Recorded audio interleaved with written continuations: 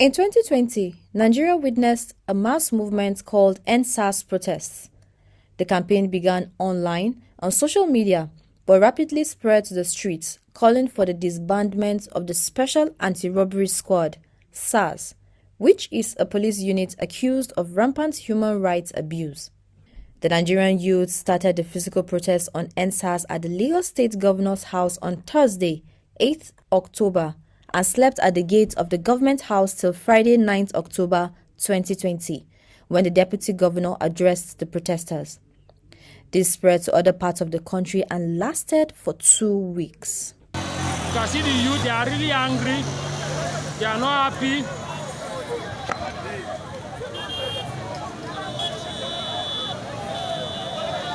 All they are clamoring for is for good governance, the good of the nation, both for the young and the old, not just for the youth only.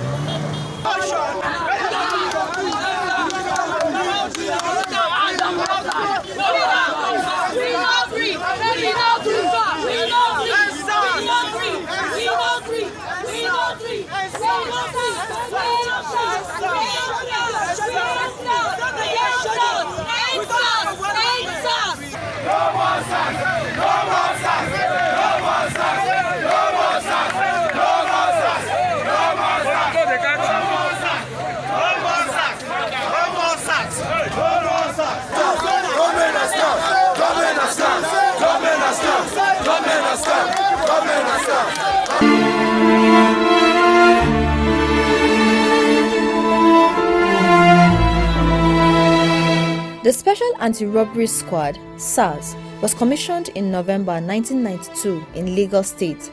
SARS was created to combat cases of armed robbery and other violent crimes. However, over the years, they became notorious for alleged extrajudicial killings, extortion, and torture, among others. October's outcry was not sudden, but a boiling point reached after years of systematic abuse. Youths, celebrities, and activists took to the streets in organized, peaceful protest all over Nigeria. Social media played a pivotal role with the EndSARS trending globally. Stories of pain, resilience, and hope were shared, capturing the attention of the whole world.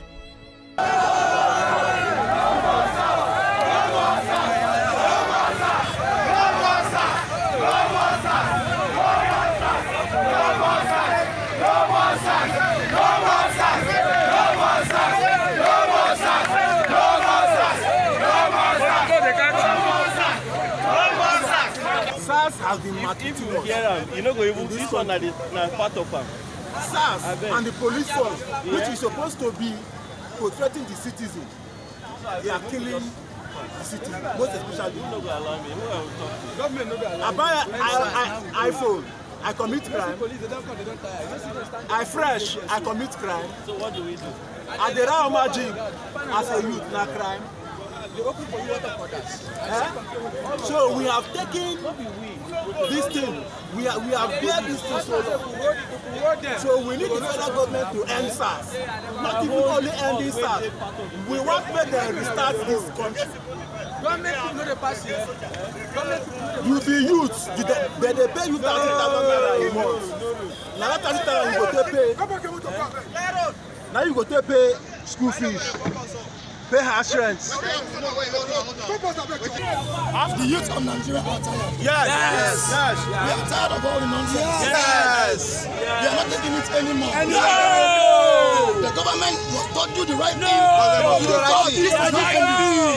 This is not stopping. Yes. We have come out to protest peacefully. Yes. We have not hurt anybody. Yes. We have not destroyed any property. It is a peace protest. And it continues until the government sits up. Okay. As you can see, this is what we want.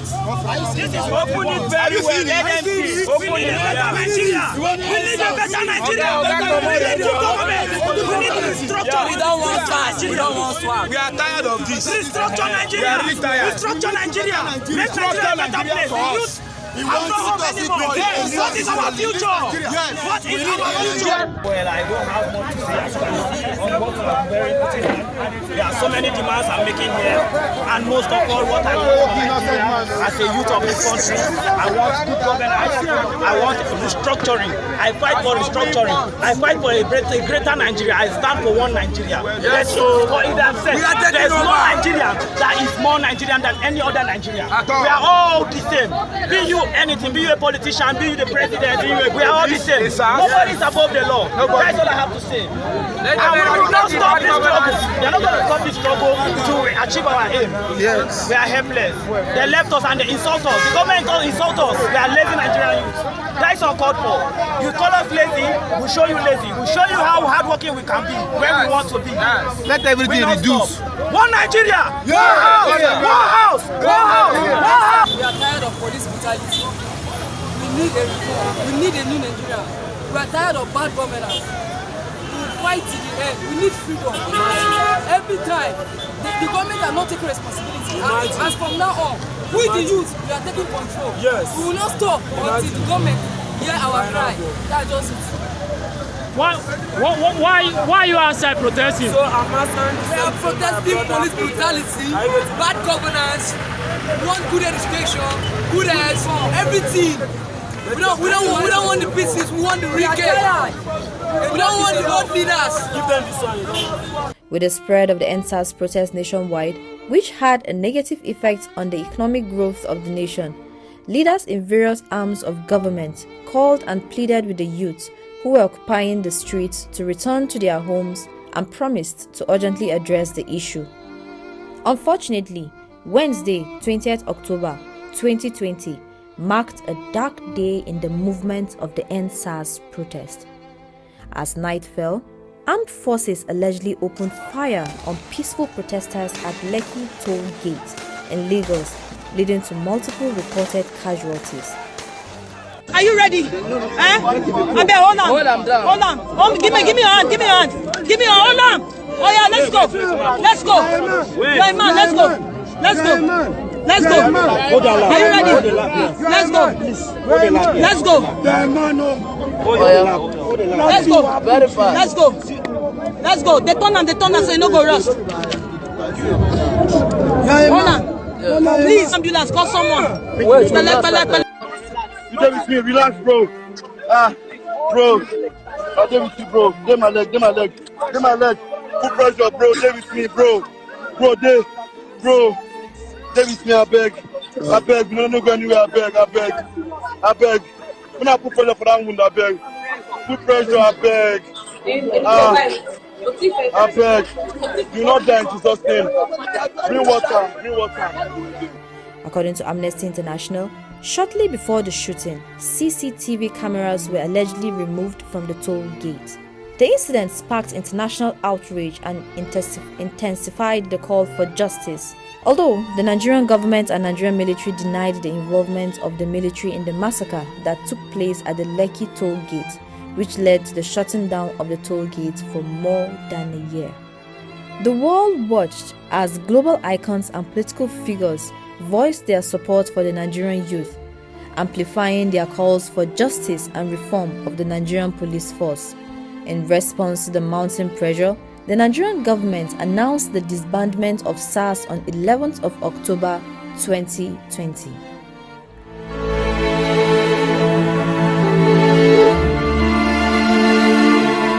With respect to if the EndSARS protest of 2020 achieved its purpose, I would say that not in all its entirety, but I was glad that there was a sense of awakening in the minds of the people that together and collectively we have a role to play in making sure the government attends to the cry and needs of the people, and also to mitigate any continuous menace, because the police brutality, the abuse of human rights, persons and dignity was already becoming the order of the day. And without the EndSARS protest, some agencies which actually perpetrate this crime wouldn't have been scrapped. And we know that even if we still have some issues relating to police brutality till date, but at least there has been a public outcry, and we know that whoever wants to perpetrate such evil would think twice, because they now know that the people are watching and they are ready to actually stand up against such evil practices. Yeah, to a large extent, because prior to that protest, the situation with Nigerians, the relationship between Nigerians and especially the youths and the Nigerian police actually wasn't a very cordial one.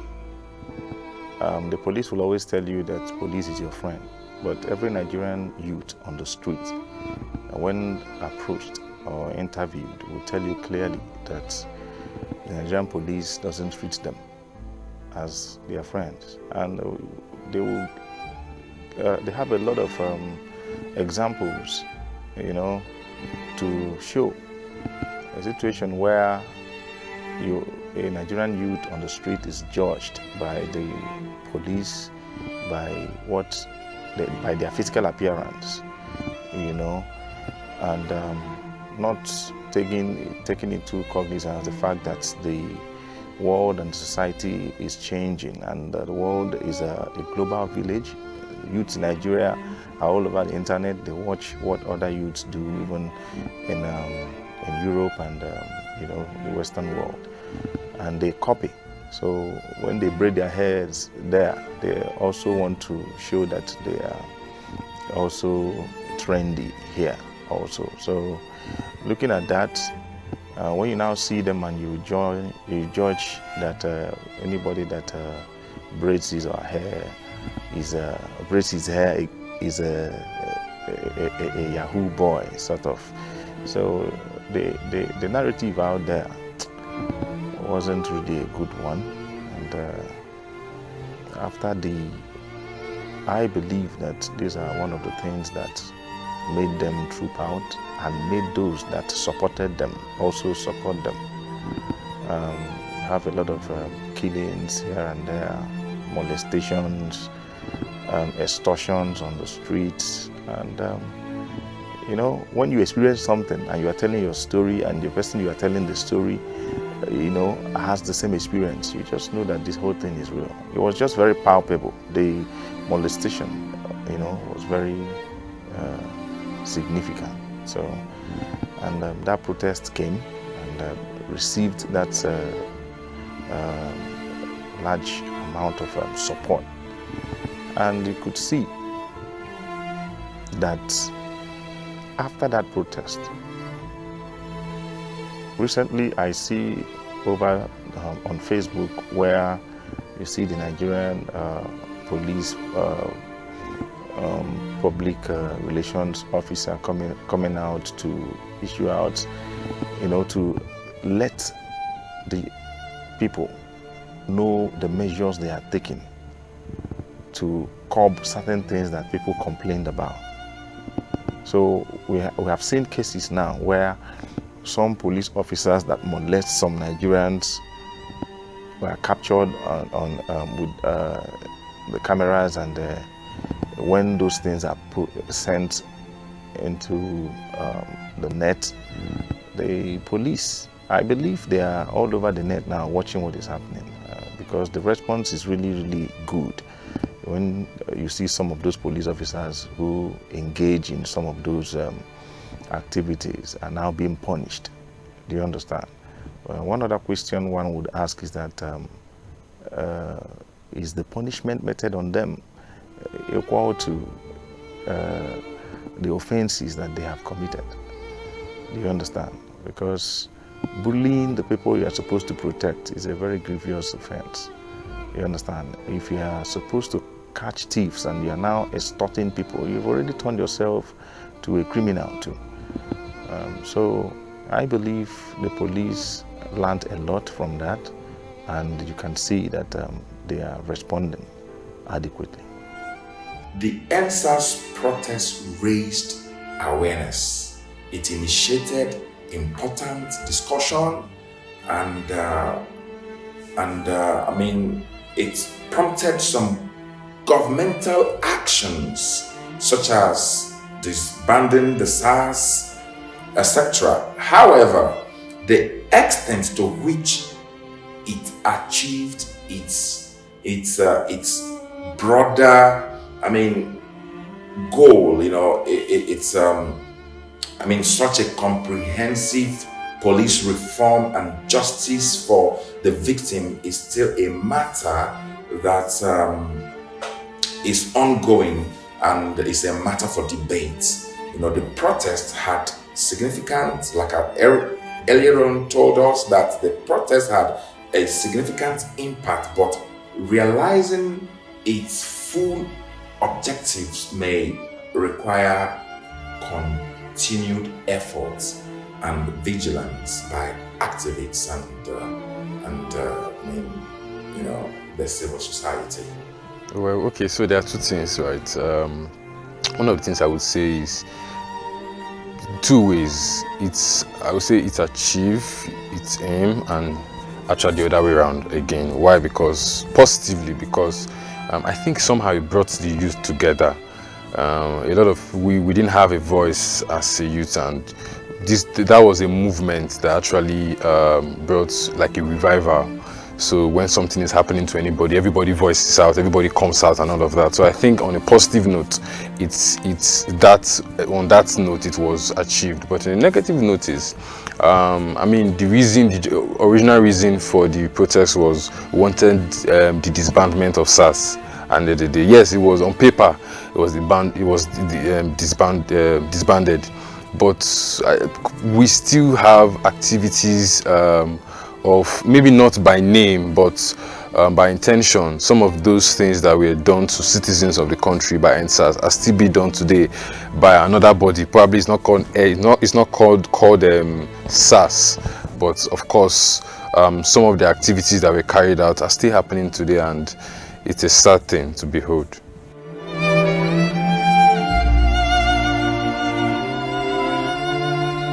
However, the immediate introduction of a new unit, the Special Weapons and Tactics Squad, SWAT, was met with heavy skepticism, as many viewing it as merely renaming the problem rather than addressing the core issues.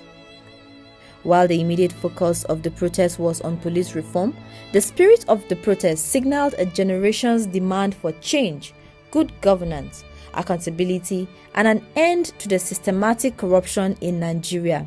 However, investigations and reports from various bodies including Amnesty International and CNN indicated that there were indeed fatalities, although the number is still uncertain.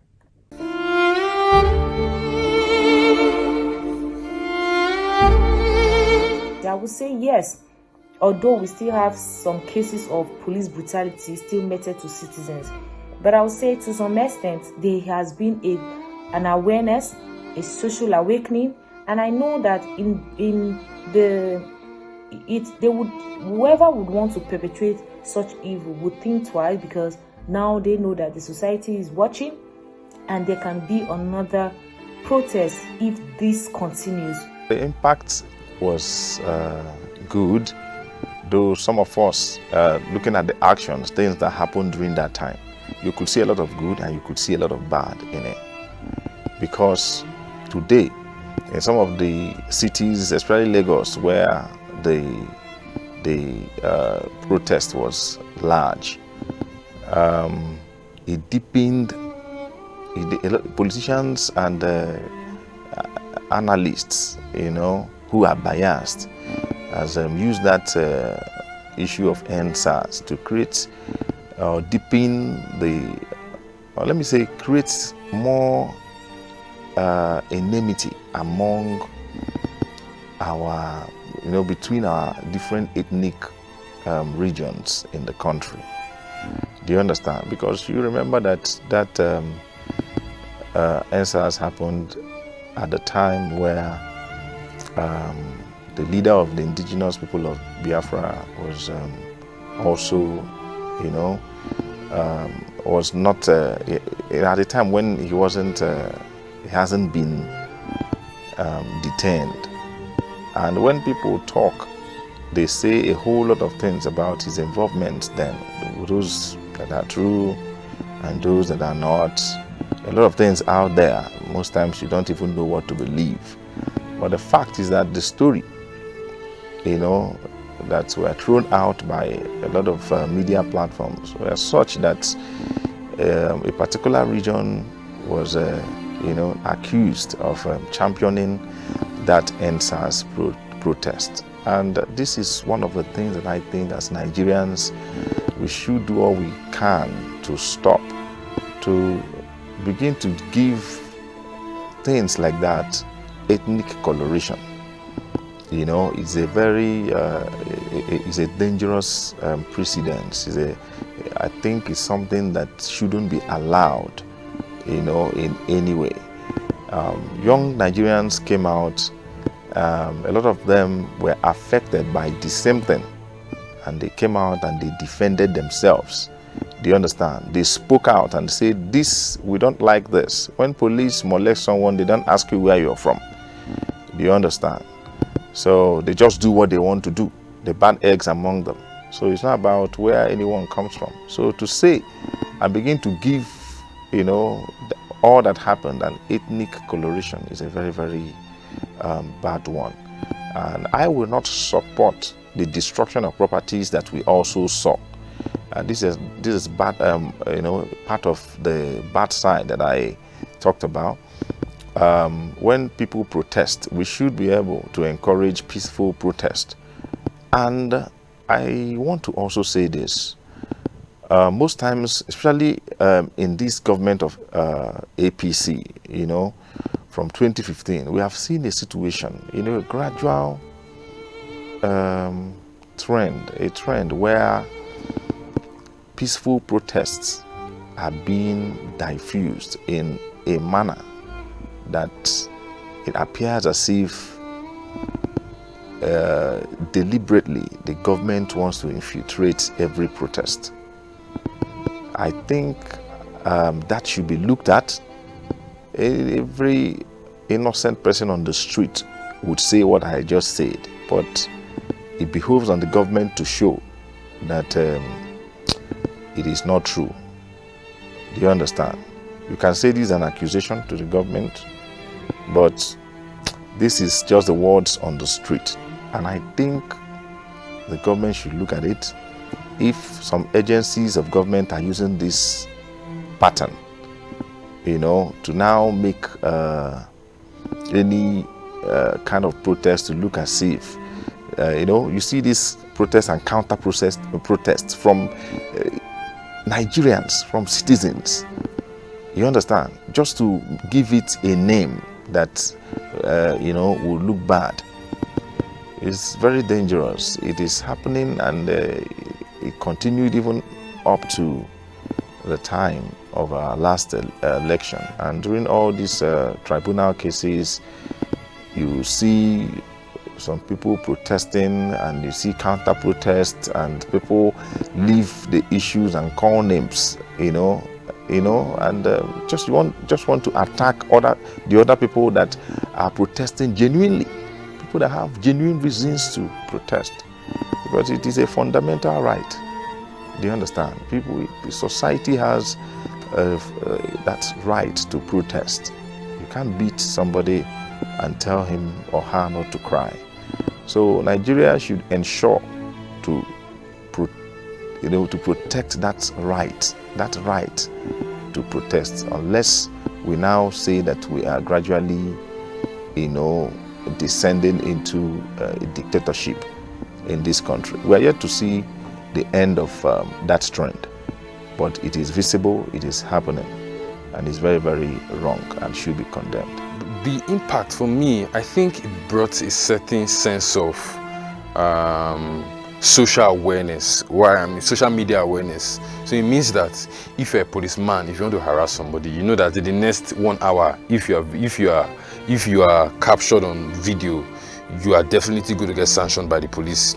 Even though we were still questioning some of those sanctions to see if they are credible, or if they would last, or if they are actually, most gets transferred, but a certain positive, a certain vibe of, you know what, the rules and regulations of the police department of the Nigerian police force is now public online, that people now know these things and say, okay, you know what, you have a right to search my car, you have a right to do this, you don't have a right to search my phone, you don't have a right to do this, you don't have a right to do that. So all of that actually was made public to the media. It was public initially, but people now show more concern to these things after the NSAS protests. And yeah, so far I think people are now getting involved, and it has brought a lot of positive. I mean, initially I knew that the police department had the public relations, the PRO department. I knew that they had that, but I didn't know that it was that active. But since 2020 now, you can see that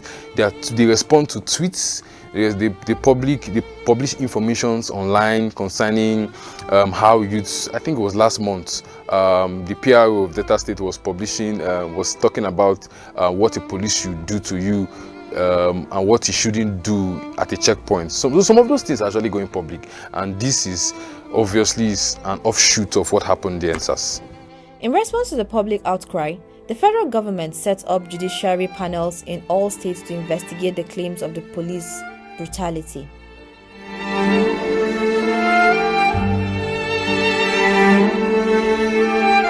I would say initially, after the incident, the protest, we saw that there was a wild spread of the judicial panel in order to tackle issues relating to police brutality and other incidents that came afterwards. But to the extent of compensation of the victims, I would say I am not totally satisfied. I would say the government can still do more in order to make sure certain issues are actually investigated to the latter. And also the consistent denial of persons dying during the Lekki Tollgate massacre, I think it's something that still needs to be addressed. But come to think of it, in 2023, we're still hearing of mass burial. So mass burial of which victims? Is it the ones killed by the police before the protest, or the ones killed at the Lekki Tollgate? So these are some questions that are still left unanswered in the minds of the people. And why was those shootings carried out? No pre-information about them even coming to even disperse the crowd. And why was such measures taken in for a peaceful protest where these people were unarmed and they were actually just making an outcry against certain practices that normally shouldn't even exist in a decent society? I feel during the NSAS protest, the government didn't handle the situation well, and there is more to actually do going forward with respect to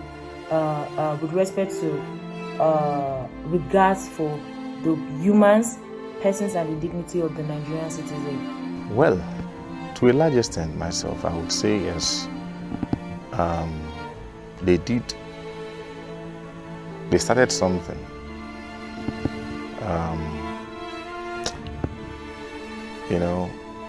My joy is the fact that they actually started something, because if after those things happened and they constituted a board of inquiry, it means we give them the credit they had, and they started something. And also they gave opportunities for people to come and narrate their own personal experiences. But the question is, if that committee of inquiry did their job, and a lot of people will tell you that they did, came out with their papers, and you now focus on the government and say, have they responded? And that is what everybody is waiting to see, because around the whole thing that they did is still the denial that people didn't die. Even when they saw firsthand, testimonies of people, all over the internet, you saw a lot of things being sent there. We just would want to continue to hope that our government will begin to live up to its responsibilities and the expectations of the people. We're all citizens of this country. Anybody can become a security personnel any day, and anybody can leave that security architecture any day. So whatever it is, all of us are serving to make sure that we progress in this country and to secure the future of our country. So I believe the government has a lot to do as per what they have done with regards to the papers that committee brought out. I strongly believe they have not done enough to satisfy the curiosity of members of the public. The government's response to EndSARS protests and its aftermath has been subject to controversy. It has really been subject to controversy and debate, while certain initial actions were seen as positive steps, and challenges in implementation and accountability and justice. Public opinion varies, and there is ongoing pressure. From the public, there's an ongoing pressure, even from the civil society and activists, to ensure that the demand of the protesters are met. That is very, very paramount. Which is a very simple thing: the meaningful reform and justice for the common man. And I'm very dissatisfied because citizens came out to protest for a reason, and when you have your citizens coming out in that number, it means that you have to give them a voice and actually do what they want initially. The way this protest ended was very devastating because a lot of people lost their lives. The military were sent there to shoot people and chase people with a lot of things, tear gas and guns and all of that. So it didn't quite end in a very good note. I think that the way the federal government handled it was very unsatisfying and was very undiplomatic.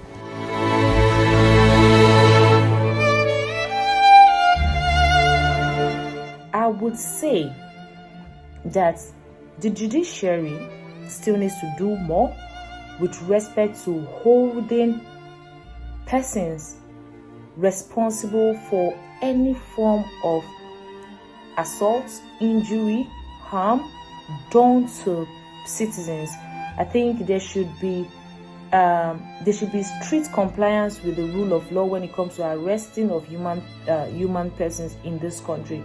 And although we saw the recent judgment of the lawyer who was killed last year, we saw the sentencing. Yes, it's applaudable because there needs to actually be punitive measures against such indiscriminate killings happening in the country. And I would say that the judiciary also has been able to heighten its own measures towards tackling these issues against the citizens committed by the security personnel. I think this is something they've been able to do, but they still need to do more. And with respect to the panels that were set up, there has to be followings on the outcomes of those involved to make sure that there is strict compliance with the rule of law, with the decisions of the court, to make sure that victims were compensated, and then those who were actually convicted actually serve their time. And actually there is actually a form of a system that actually bring closure to the families, because living in denial, not knowing where their children are, is something that could be heartbreaking for any parent in this nation. The judiciary is not just on their own. It is said that it is what you bring to the court that lawyers will adjudicate on. It is what you demand that you get. Now, it will not be right to criticize the judiciary,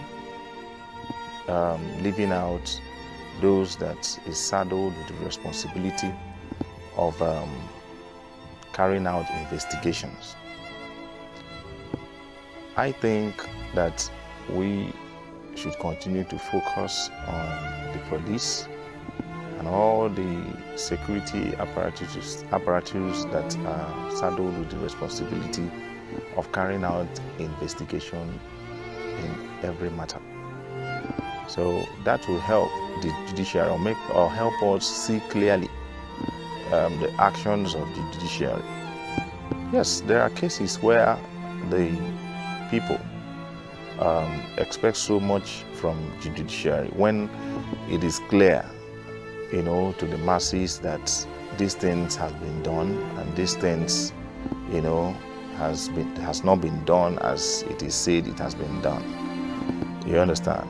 But you find out that in every criminal investigation, once loopholes are, allowed, they are in the court.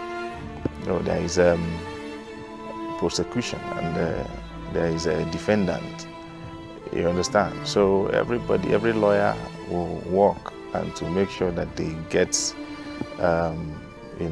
victory for their own clients. Do you understand? So it behooves on who that is alleging to make sure that proper investigations are carried out and it becomes very clear beyond all reasonable doubt that this has been done. And that is where you now expect the judge to do what is right. But to take it further, in a situation where a society takes morality very high, there are lawyers that you approach with some cases. When they look at it, they tell you the truth, or they excuse themselves from such situations. I think it will be right for us to begin to see that. It will really help our society very well. When lawyers see that, yes, something has been done and there is no way you want to, engage yourself in defending such a crime, it will help a lot. But I think that law should stem from morality. As a citizen of this country and as a progressive citizen of that, I think that for us to move forward, our laws should stem from morality. Do you understand? And even during prosecution and in giving judgment, I think lawyers should and judges should look at, these issues from every issue from the angle of morality and what is good for the society. Do you understand? So that trying to separate the law from morality will not do us any good. The judiciary is responsible for adjudicating cases, upholding the rule of law, and delivering verdicts based on evidences and legal principle.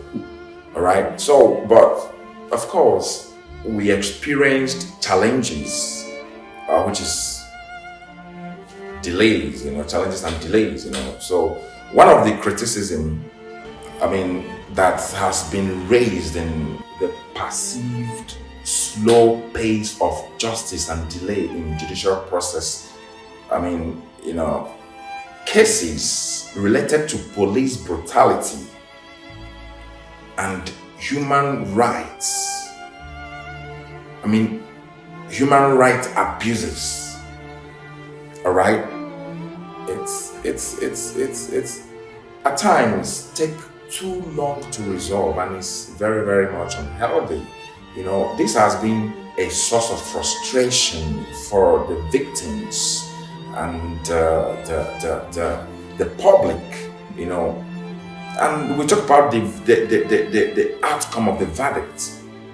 The verdict and its outcome, the outcome of the cases, cases related to police brutality, it varies widely, in some instances. Law enforcement officers have been held accountable and convicted. The recent example is the police officer that shot the lawyer. And of course, the police officer has been sentenced to death by hanging This happened just last week. The sentence came just last week. All right. So in this example that I've just cited now, you would agree with me that the verdict came so fast, and the family of the deceased believe that justice has been served, especially when the police officer, was ordered to be killed by hanging.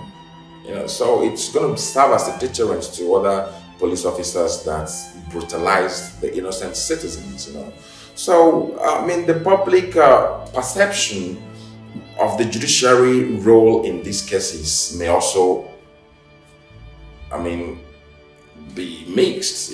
Some may argue that the judiciary has more harm, I've done more harm, by not delivering swift verdicts, while others may contend that the judiciary role is upheld, which is the process and the fairness, So I just gave an example. Well, man, I think every common man knows that the judiciary, as the statement says, they've done more harm than good, actually, because the judiciary is supposed to be the last hope of the common man. But in today's society, the judiciary, they have long process in meeting justice, and they just go silent. They feel that they just go silent for a while. From 2020 to today, that's more than 3 years. This is 2023, and it happened in October 2020, but that's more than 3 years, and yet we've not had people come out to give testimonies and say, okay, I've been compensated, or I've been harassed by the police, and the judiciary actually sentenced somebody to or gives so person a certain judgment for harassing citizens. It does not happen, and it's a sad thing to behold, and the judiciary have actually done more harm than good. Indeed, the EndSARS movement has had a lasting impact in ushering a renewed sense of responsibility among Nigerians, not forgetting the power of collective action.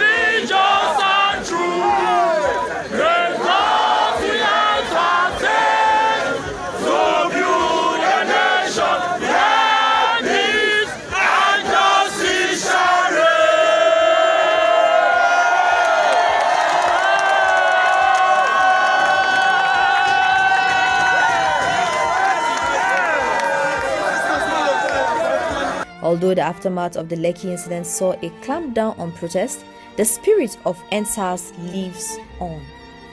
This is a reminder that the voices of the youth, when united, can shake the very foundation of power.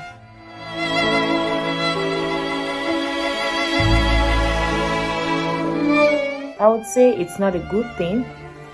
Whatever has happened should actually be dealt with in a responsible manner, because it's not a good thing, and continuous denial, it's even making the people more angry, especially with the issue of mass burial. So there are questions to then what bodies were actually brought out for the mass burial, and where were they found? these things should actually be brought to the public, they should be brought to light, because you can't say there's you're organizing mass burial for persons without telling the people where these bodies were gotten from, and then denial of people didn't die. I think those who were at the incident of Lekki Togi can actually testify that, and the videos out there doesn't show it doesn't show any a form of a movie. It's not a movie, it's not a skit. These are serious issues that I think the government still needs to address, and they owe the people that. Well, every government will want to protect its image. That protest arose the interest of the international community, and no government would want itself to be seen as a government that is killing its own people. But all we can say is that investigations has been carried out, and call it a blue paper or white paper is out. The government should just look at it, look at the recommendations, and do what is expected of them. That is all one can say. The handling of casualties and compensation for victims of the EndSARS protests is a matter that demands careful consideration and sensitivity. As a matter of fact, governments need to prioritize justice, transparency, and up their games in communication with the affected individuals and the public.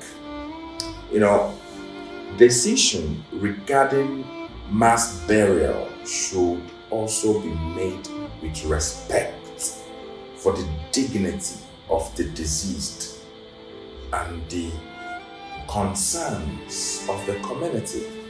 All right? The approach taken should reflect values and principles of empathy and respect for human rights. I think it's a very sad thing when your own people deny you.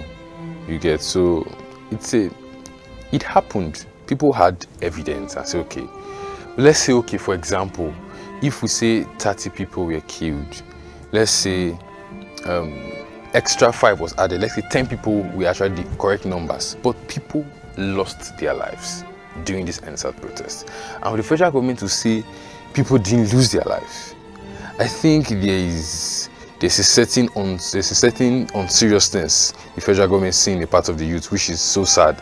And I feel it shouldn't be the case. It shouldn't be the case. It shouldn't be the case. All people are saying is, okay, people, we understand, people died in the EndSARS protest. Can their families be compensated? Can people who were injured be compensated? Can people walk freely? Can people dress how they want and walk freely in this society? So it's not too much to ask to be able to deny and say, okay, there was no death. So no deaths, and you were talking about mass burial at one point, and now you are saying, okay, we don't want to do mass burial again. Who are you burying if there's no deaths? And you say Lagos State, they were doing candle lights for people, the government were giving. So who are you doing those candle lights and you wanted to do mass burial for if you say there were no casualties, there were no deaths? So I think the government should check some of their information dissemination units, because sometimes I think they have a department of information and all of that.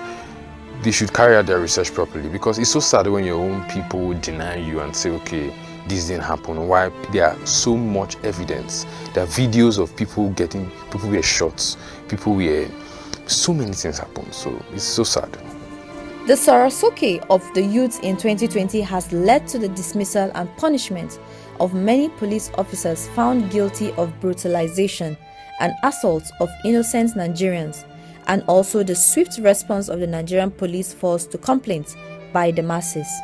It is important to state that the EndSARS protest had a great impact in the 2023 general election, which led to the youth demanding for good representation and people with credibility in vying for political positions. This act led to most members of the National Assembly losing their seats and some sitting governors losing their elections.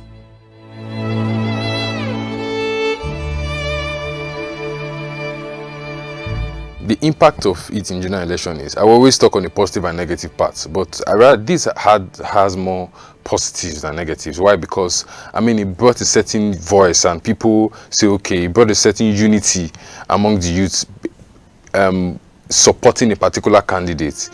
Now, politics has gone to the extent where, I mean, the general election, people, youths, teenagers, were actually listening to the news because they wanted to know what's happening. That doesn't happen before. We always say elections for old people, but now everybody wanted to get involved. Everybody was involved. Everybody went out to vote. People realized that, okay, you know what? It's our country. It's not just their country. We have a voice. So that brought a lot of positive impact in the election and say, okay, you know what?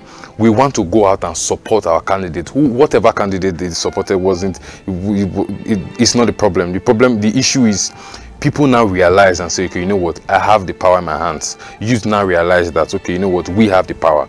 We have to go out to cast our votes. So that was a positive part in the election that this NSAS protest brought amongst the youth.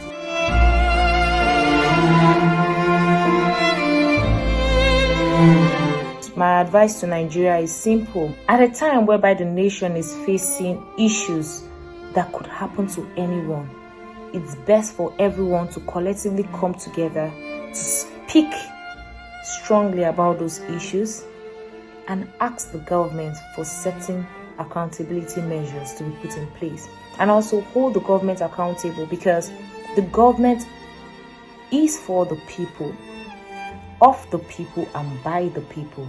So you cannot in any way rule over people and then say they do not have a say when it has to do with their issues. And we are not operating a dictatorial system, and so it's time for Nigerians to work together to achieve unity, peace and progress, as that is our motto. I want to use this opportunity to call on the police or advise them or draw their attention to the fact that they have started doing some things that the public requires of them, to name and shame the bad eggs among them. But they shouldn't stop there. They should go ahead and ensure that the discipline that they give to their employees or to their officers equates the amount of offense that has been committed, to the point that justice would have been seen to have been done. And also that the federal government should, by way of policy, help our police and security architecture to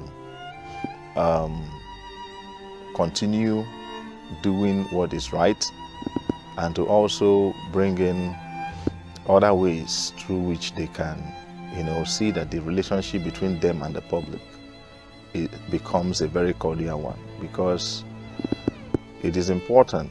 We have been calling on them to take this issue of community policing very seriously. When you bring up that, a lot of people say a lot of things, but I am one of those that strongly believe that Nigeria is ripe for community policing. So they should take it more seriously, and so that people can know and relate with the police officers around them very well, and feel free to give out informations, because police officers are also human beings. Do you understand? And as human beings, you can't be here and be here. But if you have people that are with you, that are everywhere, easily you can get any kind of information that you need. So it's very, very important that that relationship be looked at again, and let them begin to do all they can to cement that relationship with the public. First, to Nigerians, all right? Don't relent, engage more, civic engagement. Continue to actively engage in the civic and political activities. You know, voting in elections, participating in peaceful protests, irrespective of who is telling you to stop or not to stop. All right? Stay informed about national and local issues. Carry on as a citizen, you carry on as well demanding for accountability. Hold the government officials accountable to their actions and decisions, right? Ensure that there is transparency, ensure there is accountability, ensure that good governance and fundamental, human rights is in place. The government really need to foster open and constructive dialogue with its citizens, civil society organizations and other stakeholders, listening to concerns and engaging in productive discussion and build trust. Because if you are not trusted as a government, who are you governing? All right. So, and it then brings us to transparency. All right. So the government really needs to promote transparency in government action and decision making. This includes, sharing information about policies, all right, budgets, and allocation of resources. All right, you have to really promote transparency and also accountability. Government should ensure that they are accountable. The government officials should be accountable, particularly in the case of misconduct, abuse of power, and corruption. All right, a strong commitment to accountability helps maintain public trust. All right, and we can say the last but not the least, the government have to continue and accelerate meaningful reform in critical areas such as the police, all right, the police force, the judiciary, and the economic policies, to address issues raised by the citizen. All right.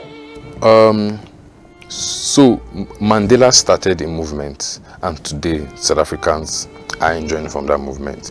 Martin Luther King started a certain movement when he was alive. People didn't like him, obviously, but when he passed, people today now, some of those heroes that fought for America, that are dead now, America is now enjoying some of those benefits. I know that the most amazing thing that happened and that I would encourage to always happen is the unity of the youth. I think the youth we now get it. We now start saying, okay, you know what, we have to be part of the process to change the process. So I think Nigerian youth, we should be more involved. Politics, governance, judiciary, we should get involved. You can't just sit outside and criticize the process and want it to change without getting involved. You have to get involved and change the process and change things in the process. So you have to be able to contest for local government chairman, for House of Assembly seats, Senate. We have to get involved in the process so we can change the problem. My advice to the government, I feel that the government should be more engaging towards the youth. The gap is too much. The gap is too much. You need to be, youth holds the larger part of the society today. So we need to give the youth a voice. We need to give them an opportunity to be part of governance and to be part of the process, the system as well, so that to prevent reoccurrence of activities like this, because people are actually being harassed every day. People are actually being molested. people are actually people are going through a lot every day from these forces. We know there are bad people in forces, but we need to get youth involved, and the government need to be able to look for a way to do proper checks and balances in some of these organizations, be it the police, be it SARS if there's SARS or no SARS, be it EFCC, be it several of these enforcement agencies. There should be measures how we can check and balance their activities so that people don't report falsely about them, and they don't accuse people falsely without any record of somehow. I think there was an upgrade, is it road safety, that they had cameras, body cams, I think in a body cam. So we should have stuff like that are working, so that we have evidence of some of these things, so that there's a certain level of checks and balances. Thank you very much. Unity is strength. When there is teamwork and collaboration, wonderful things can be achieved. Even the weak become strong when they are united. EndSARS, Sorosuke.